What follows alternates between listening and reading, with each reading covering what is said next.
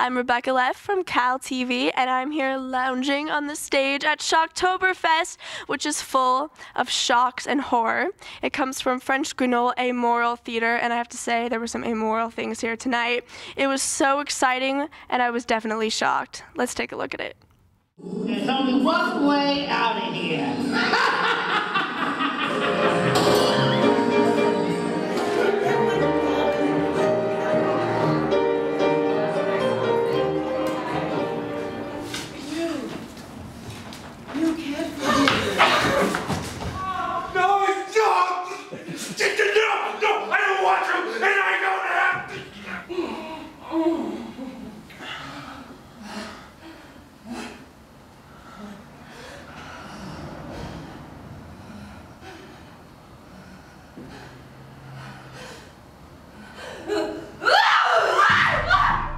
Bringing the streets of Paris to San Francisco, this dedicated little theater troupe draws members from various sectors of queer, drag, and burlesque scenes. It has made a Halloween season tradition of emulating short plays from the theater of the Grand Guignol, a 1920s Parisian troupe whose aim was to shock and overwhelm audiences with graphic subject matter and props. This was theater of the amoral.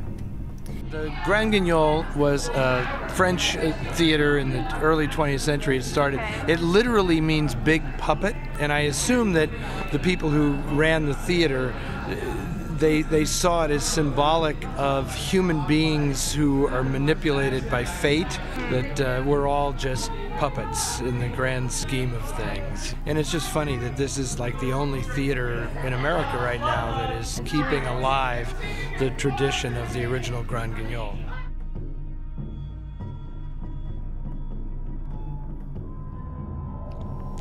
So how is it to act in a horror play versus something else?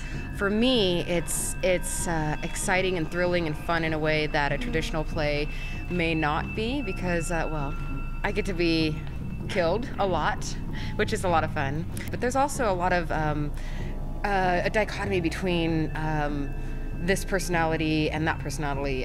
Perhaps someone seems they're one way and then they always end up another way. For instance, Claudine in this show was, you weren't quite sure if she was the culprit or not, and then turns out she isn't as frigid as she was made out to be. Stars that fell, rain out of the blue.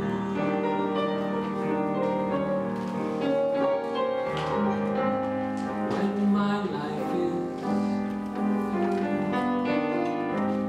and the angels ask me to recall